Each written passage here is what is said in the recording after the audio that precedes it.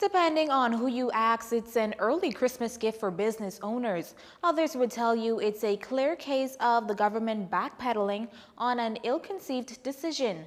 Amid concerns and advice, legislators today debated and passed a proposed amendment to the Business License Act, therefore reverting to the status quo prior to a change made on July 1st. Simply put, beginning January, businesses with revenue streams of $100,000 or less will be exempted from paying business license fees. According to the Prime Minister, 80% of all businesses fall into this category. Of the remaining 20%, he said only 24 large businesses that contribute to over 50% of the revenue generated from business license fees. I think it is important because in the past, those individuals were charged $100, and it was very difficult for many of them. They would have paid $100 for business license, would not have gotten their business established in terms of generating any funds, and 2-3 years later, they want to restart, and they're required now to pay all back fee, and if they had problems meeting $100, imagine the difficulty they have meeting $300-400 because their business was closed. The Prime Minister stressed, though, that notwithstanding the revision, the Department of Inland Revenue will increase its vigilance and audit activities to discourage fraudulent statements. As businesses go into license their business in the new year, they will face prompter service and less government bureaucracy. The Department of Inland Revenue is committed to ensuring that businesses feel the difference this year coming. The processes have been streamlined, and the department is instituting a game plan to ensure that it can address businesses promptly and reduce the time to get a business license renewal. The position is simply that we want to encourage accurate reporting. That was the simple intent of the amendment. We recognize that there is some practical challenges, in particular respect to obtaining bank financial statements. The government sees these latest amendments as making it easier to do business in the country. We expect all businesses to file honest, accurate statements, as most reportedly do already.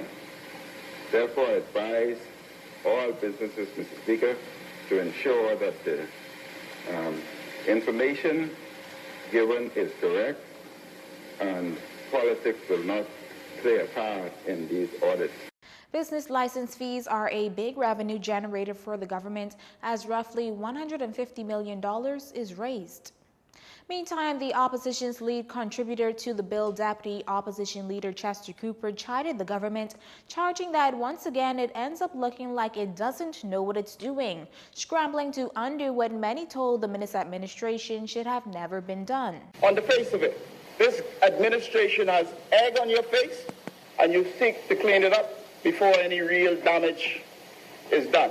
And it's because you did not listen to the business community, like you didn't listen to the business community on VAT. Now you struggle to meet your projected target. Mr. Cooper opined that if the government wants to change the business license regime, here's what needs to happen. It should do it in an open, transparent manner with all stakeholders involved. Full and meaningful consultation. Full and meaningful consultation. Again, the amendment was passed before the House of Assembly's lunch break. Businesses in the inner city are already exempted from paying business license fees and real property tax under the Inner City Incentive Act. The government has indicated plans to extend the law to St. Barnabas, Anglerston, portions of Kemp Road, Fox Hill, Rock Crusher, and Gambier.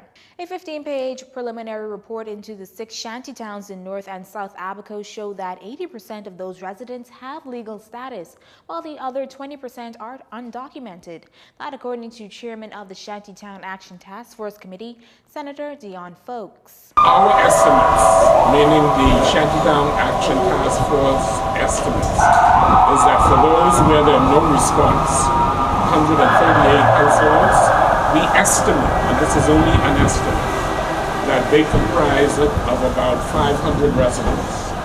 So the total amount of residents in all 6 shanty towns in Abaco equate to 3,500, compared to the figure in Nassau, which is 1,410. The shantytown dwellers include 332 minors in schools.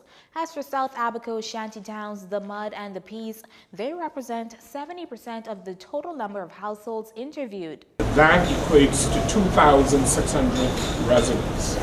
And so that would be Marsh Harbor proper, where the 2 biggest shantytowns are. As I said, there are 6 in total in the south. There's the Mud, the Peas, and also Elbow Key. Most people will know it as Hopetown. In the north, there's Sandbank, which is outside of Treasure Key. There's the Farm Road, which is the old farm that existed in Treasure Key several decades ago.